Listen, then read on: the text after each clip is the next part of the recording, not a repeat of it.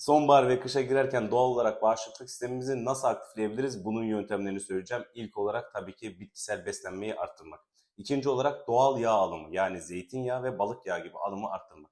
Üçüncü olarak fermente gıdalar yani lakerda, yoğurt, turşu, kefir gibi ürünleri beslenmemize katmak. Dördüncü olarak şeker tüketimini azaltmak. Şeker maalesef bağışıklık sisteminde baskılamak.